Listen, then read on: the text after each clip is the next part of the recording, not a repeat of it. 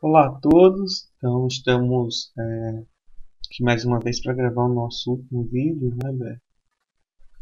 no que refere às lesões ósseas. Eu sou Ciro Dantas, mestrando em estomatopatologia, e essa aula lesão tumorais do osso foi orientada pelo professor Jacques Jorge. Então, recapitulando um pouco, nós tivemos aí 4 blocos principais de doenças ósseas: as congênitas, que vocês tiveram aquele primeiro vídeo lá com o Maurício. Um segundo vídeo com doenças causadas por fatores ambientais e agentes infecciosos, que foi o vídeo passado. E nesse vídeo nós abordaremos mais especificamente as neoplasias, as lesões, na verdade, neoplásicas e também as não neoplásicas, que acometem o tecido ósseo. Certo? Então, nós esperamos que ao final desse vídeo vocês sejam capazes de classificar as lesões ósseas como não tumorais, tumorais benignas e malignas. Dentre as lesões não tumorais, estaremos falando aí sobre as displasias fibrosas, as cemento-ósseas, os fibromas ossificante e o fibroma ossificante juvenil. Quanto às lesões tumorais benignas, osteoma, osteoblastoma, cementoma e condroma.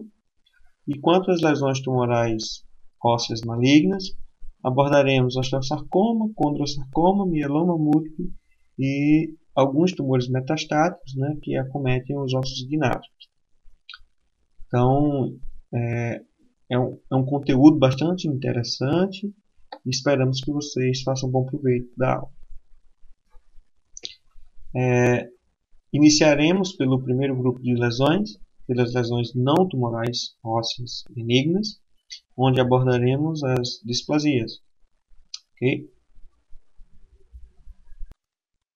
Então, inicialmente, a displasia fibrosa, como o próprio nome diz, a displasia é alteração de um tecido, a substituição de um tecido por outro. Então, na displasia fibrosa, que é uma lesão óssea benigna, o tecido ósseo vai ser substituído por tecido fibroso.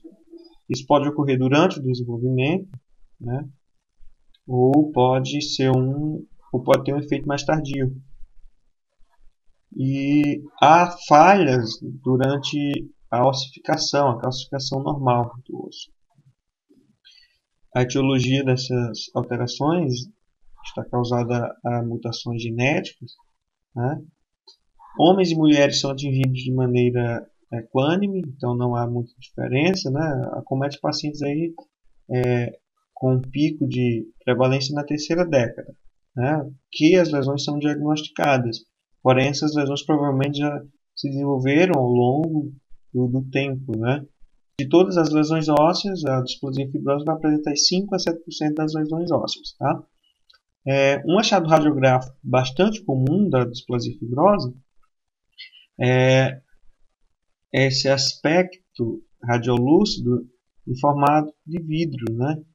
Então, até colocamos aqui uma imagem de vidro para lembrar a vocês que esse é o achado radiográfico patognomônico da displasia fibrosa. A displasia fibrosa ela pode ser poliostótica ou monostótica, ou seja, pode ter vários ossos ou apenas um osso. Das lesões que acometem os ossos gnáticos, a maxila-mandíbula principalmente, 80 a 85% das displasias fibrosas são monostóticas. E elas podem estar associadas a alguns distúrbios endócrinos, além disso a manchas distribuídas pela pele, chamadas de manchas café ao leite, e fazendo assim parte de um componente da síndrome de McConnell-Bright. Então, é bom lembrar que essa síndrome tem como uma das suas manifestações as displasias fibrosas múltiplas. Histologicamente, o que nós vamos observar aqui, que já comentamos, o tecido ósseo vai sendo gradualmente substituído por um tecido conjuntivo fibroso. As trabéculas ósseas elas podem formar diversos aspectos morfológicos, alguns autores chamam de em formato de caracteres chineses, etc. O que nós temos que lembrar Aqui temos um componente fibroso, né, na maioria das vezes pouco ativo, e um tecido ósseo que vai sendo gradualmente substituído por essa massa de tecido conjuntivo. As displasias cemento-ósseas elas são classificadas separadamente das displasias ósseas, né, porque acredita-se que elas tenham uma origem no ligamento periodontal ou em células odontogênicas, o que as classificaria realmente de maneira diferente das displasias ósseas, né? Pode estar associado a desequilíbrios hormonais, mas a etiologia não é totalmente esclarecida dessas lesões. 3 tipos clínico-patológicos foram descritos, né? Mas lembrando que para diagnóstico definitivo sempre é necessário fazer a correlação histopatológica, clínica e radiográfica. Okay? Então estaremos comentando agora sobre os 3 padrões de displasia cemento-ósseas que acometem os ossos gnáticos. A displasia óssea focal ela ocorre de maneira localizada, né? O pico de prevalência aí na terceira década de vida, pacientes leucodermas, e acomete mais a mandíbula. E geralmente a displasia cemento-óssea focal está associada a regiões edêntulas. Então, como observamos aqui nessa radiografia, tem uma área radiolúcida, né, associada que é uma área edêntula, e essa área com o tempo regride. Tá? Então, esse é o primeiro padrão de displasia cemento-óssea focal, que atinge uma área bem delimitada. A displasia cemento-óssea periapical, como o nome fala, né, está associado a ápices de dentes, né, na região periapical de dentes, mas essa ocorre principalmente na região de dentes anteriores, tá? E acomete mais a mandíbula. Mulheres são bem mais afetadas que homens, né, numa proporção aproximadamente de 10 a 14 para 1. Então, é uma proporção considerável. Então, as mulheres elas são mais acometidas pela displasia cemento-óssea periapical. O que nós vamos observar são áreas, né, bem delimitadas ou mesmo difusas, envolvendo o ápice dentário aí, de dentes anteriores na mandíbula, né? E é uma doença que acomete mais pacientes melanodermas, né? Então, esses dentes, para fazer diagnóstico diferencial aí, com lesões periapicais inflamatórias decorrentes de necrose, fazendo o teste de vitalidade desses dentes, vamos verificar que esses dentes se apresentam vitais. Tá? O terceiro e último padrão das displasias cemento-ósseas descritas é a displasia cemento-óssea florida. Ela tem um envolvimento multifocal, que geralmente é bilateral e simétrico. Então envolve tanto a região anterior como a região posterior de mandíbula. Pacientes melanodermas representam 90% dos pacientes que são acometidos, né? E também tem uma leve predileção por mulheres. Então, como podemos observar aqui, tem essas áreas radiolúcidas e áreas também radiopacas, né? Tanto na região anterior como na região posterior de mandíbula. Histopatologicamente, as displasias cemento-ósseas, elas também vão apresentar uma substituição do tecido ósseo ou cementoide por tecido fibroso, tá? E não existe praticamente diferença histopatológica entre os 3 tipos de displasia cemento-ósseas. Por isso é necessário fazer a correlação clínico-patológico-radiográfica para a definição do diagnóstico definitivo. Então, estaremos comentando agora sobre os fibromas ossificantes, né, que são neoplasmas verdadeiros, compostos aí de um componente fibroso, proliferativo, e material osteoide e o cementoide. Né?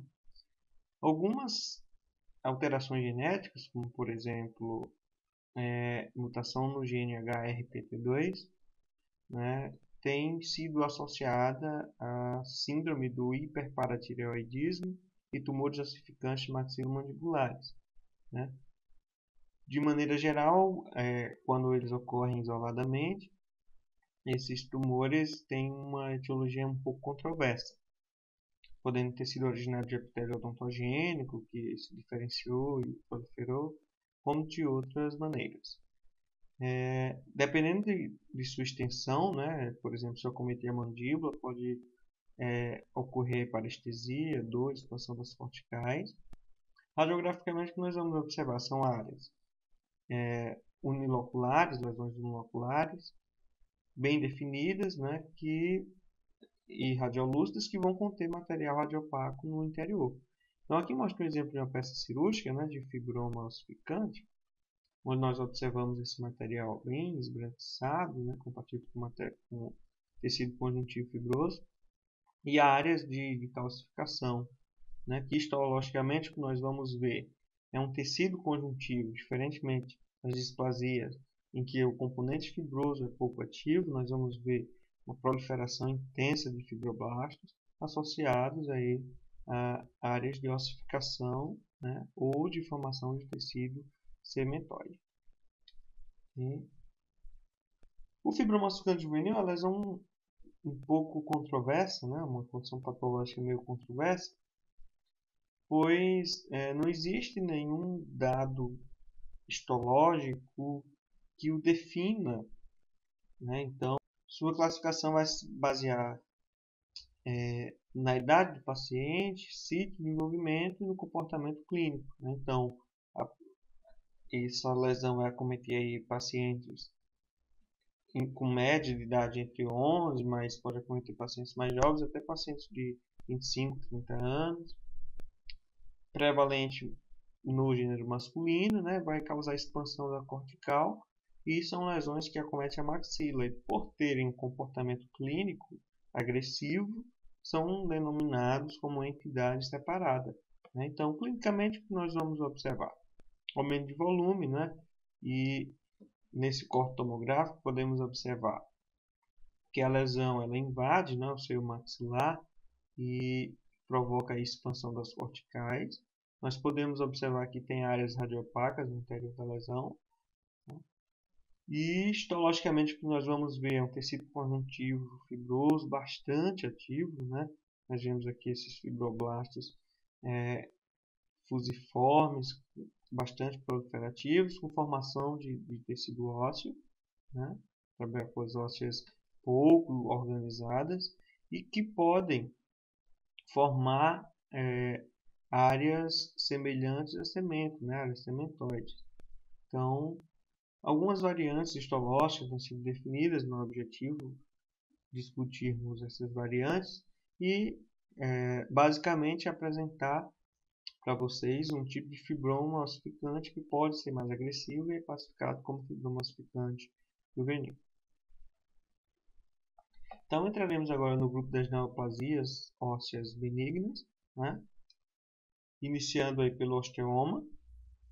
Osteoma, como a própria palavra fala, são tumores benignos compostos de proliferação de tecido ósseo, né? Tecido ósseo compacto ou esponjoso.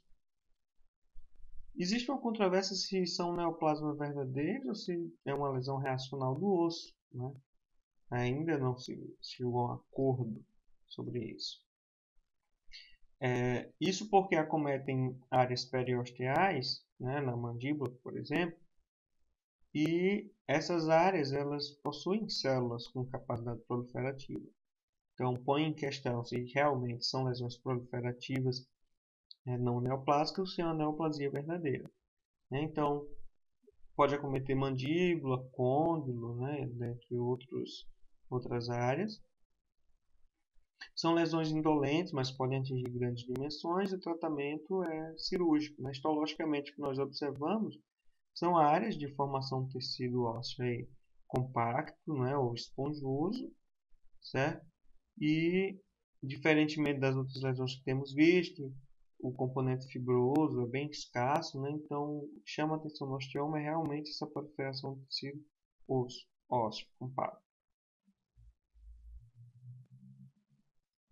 Então, ela pode Os osteomas podem acometer os seios, né, os seios paranasais, nesse caso aqui o seio frontal, e é muito comum em ossos longos também.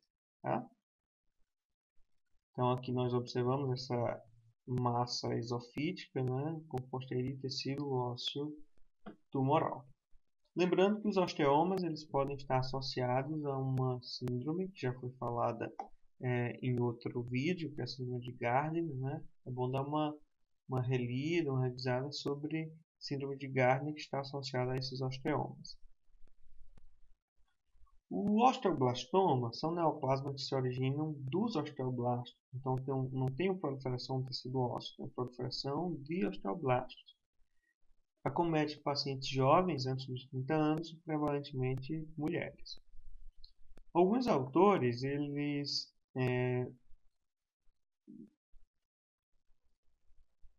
para alguns autores não existe diferença entre osteoblastoma e osteoma osteoide, né, sendo o osteoblastoma uma variante do osteoma osteoide. O fato é que essa neoplasia é caracterizada por lesões digestivas radiolúcidas, com também radiopacas, a produção de osteoide, mas não há proliferação de tecido ósseo verdadeiro. Né? Então, como essas lesões elas produzem prostaglandinas, na maioria dos casos ela está associada à dor. Tá? Então, nós vamos observar que temos um tecido osteoide ainda imaturo, né, com uma grande proliferação de osteoblastos. Outra lesão, outra neoplasia óssea bastante comum é o cementoblastoma, que é uma neoplasia, é um neoplasma verdadeiro do cemento. Né? Então, vai acometer aí, principalmente vai estar associado a raízes dentárias. Né? É um tumor relativamente incomum, né? Representando aí 1% apenas dos tumores odontogênicos. E mais de 80% desses tumores vai acometer a mandíbula, região de molares e premolares permanentes.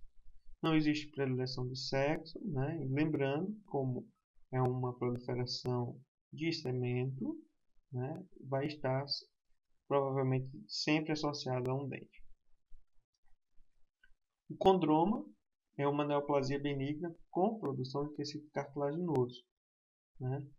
E existe ainda uma certa controvérsia entre os autores qual deve ser a abordagem cirúrgica para os condromas, se eles realmente têm potencial de malignização. Então, são lesões que requerem a atenção do clínico, porque elas podem ter esse potencial de transformação maligna, apesar de ser um neoplasma benigno. Não tem predileção de sexo, vai ocorrer aí entre a terceira e quarta década, né? Como crescimentos localizados, indolores, crescimento lento. E o local mais comum dos ossos ignados é no côndilo mandibular ou nas regiões próximas aos dentes, né? E se ocorrer nas regiões próximas aos dentes, vai estar associada à reabsorção dentária. Então aqui nós podemos observar que um condroma de côndilo, né, ele vai provocar uma desoclusão e, consequentemente, um desvio mandibular para o lado oposto. Então, nesse paper, ele fala de um verdadeiro condroma do côndilo mandibular. Então, aqui nós temos um corte tomográfico, né, essa área um pouco radiodensa, tá? E onde nós observamos aqui um tecido condroide extremamente ativo, okay? E vai classificar essa lesão. Extraósseo, uma área que é acometida pelo condroma é a língua, né? Então, se biopsiarmos um condroma de língua, nós vamos observar um epitélio de revestimento, de pavimento estratificado, e essa proliferação de condrócitos, né, e de cartilagem verdadeira na lâmina própria. Então, lembrando, as neoplasias benignas ósseas, né, elas podem ser por formação de tecido ósseo, aí denominaríamos osteomas. Se elas forem proliferação de osteoblasto, osteoblastoma, proliferação de cementoblastoma e proliferação de tecido cartilaginoso, condroma. Então nós vamos falar agora um pouco sobre as lesões tumorais ósseas malignas, as malignidades que acometem os ossos e focando principalmente aí nos ossos gnáticos. Então, o tumor maligno de osso, né, é o osteosarcoma, né, é um tumor de origem mesenquimal e vai produzir aí tecido osteoide. 7% de todos os osteosarcomas acometem os ossos gnáticos, então é uma lesão relativamente comum. Homens são mais atingidos que mulheres, a idade média de acometimento é aí aos 33 anos. E nós vamos observar uma expansão óssea, né? Como podemos observar clinicamente, uma expansão óssea localizada, associada ou não à ulceração.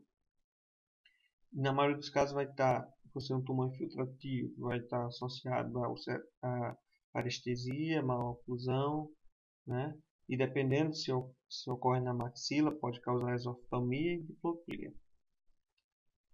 Radiograficamente, nós vamos observar lesões líticas ou lesões radiopáticas, né, formadoras de osso, com aspectos irregulares, aspecto ruído em traça, né?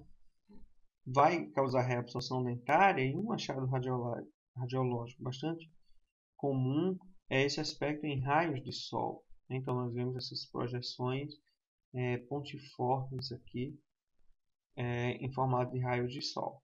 Tá? Nesse corte tomográfico podemos observar que é um tumor misto, né?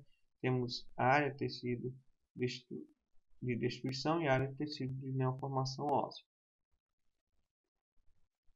Então, histopatologicamente, nós vamos observar células do tecido ósseo, né, osteoblastos, porém essas células elas estão anaplásicas e displásicas e pleomórficas, então essas células têm formato variado, elas podem apresentar nucléolos evidentes, né? E o tecido osteoide ele é formado de maneira irregular. O condrosarcoma também uma neoplasia mesenquimal da cartilagem hialina.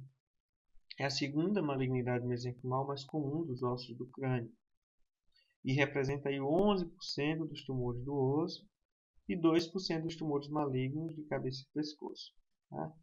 Então não existe predileção de sexo e essa malignidade vai acometer aí pacientes entre a quinta e a sétima década, então pacientes mais de meia idade, né? E a variante mesenquimal do condrosarcoma vai ser mais comum em pacientes mais jovens. Clinicamente, também vamos observar aí uma expansão óssea dolorosa, né?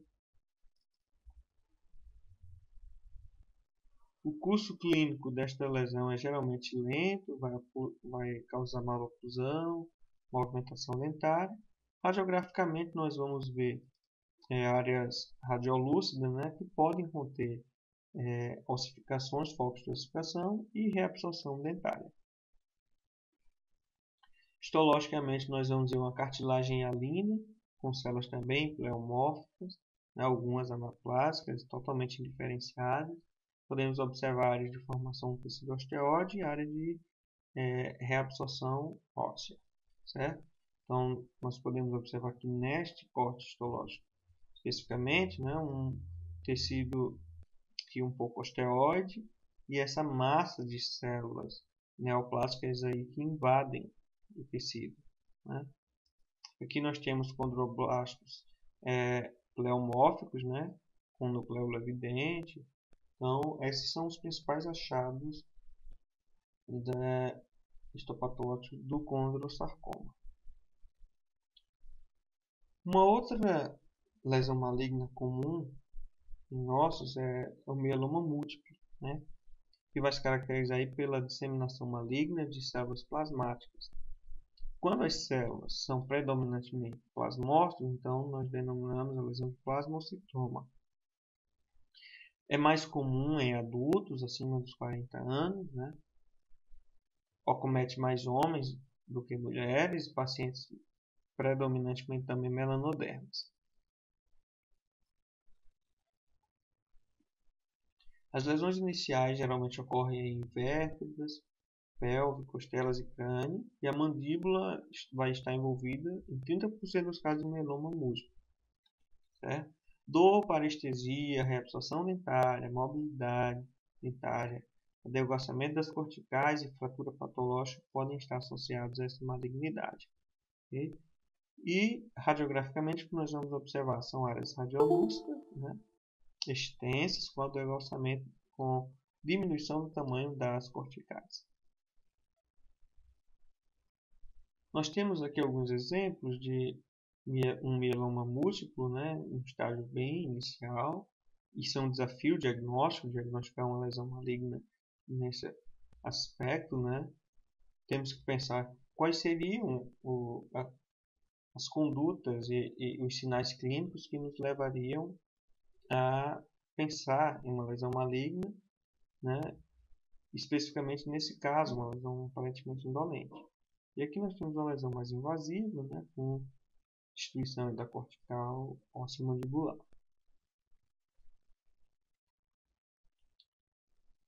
Então, como falei, né, lesões aparentemente indolentes, mas que causam esse adelgaçamento das corticais, né, e merecem uma atenção clínica. Para concluir sobre as lesões malignas, nós vamos falar sobre as lesões metastáticas, que acometem os ossos gnáticos, né, e diversos tumores primários em diversos órgãos podem metastizar para osso, como exemplos mais comuns: próstata, mama, pulmão e rim. Né? O mecanismo de invasão para o osso, né, está bem esclarecido já. Então, as lesões malignas elas tendem a ativar o osteoclasto e a interação entre a adesão molecular das células cancerosas com a matriz óssea vai provocar uma disseminação por via hematogênica ou por via linfática e vai causar metástases à distância. 1% de todas as malignidades que acometem a cavidade oral são lesões metastáticas. Né? 80% dessas lesões metastáticas ocorrem na mandíbula. Homens e mulheres são afetados de maneira igual, né? E a média em que ocorre isso está em torno dos 45 anos. As características clínicas são dor, parestesia, invasão de estruturas vitais, né? São lesões extremamente invasivas. Tá? Radiograficamente, o que nós vamos observar são lesões líticas, né? Radiolúcidas, extremamente invasivas, com bordas irregulares indefinidas. Aqui nós temos um exemplo de lesão metastática de carcinoma hepatocelular, né?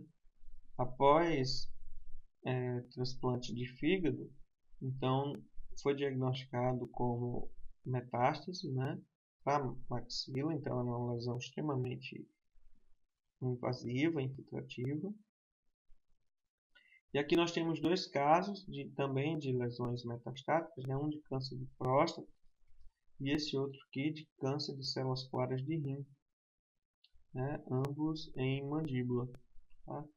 Então, são lesões que merecem atenção clínica, né, e devem ser diagnosticadas o mais cedo possível.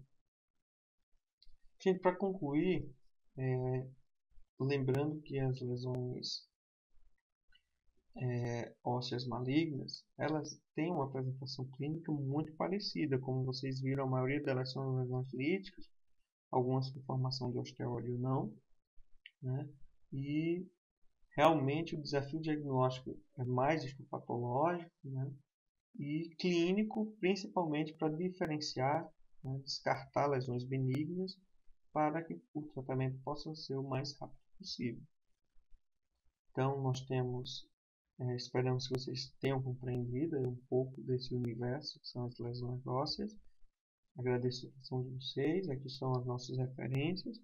Vocês podem acessar alguns links, tem vídeos bastante interessantes aí no YouTube e em outros sites. Tá? Então, muito obrigado.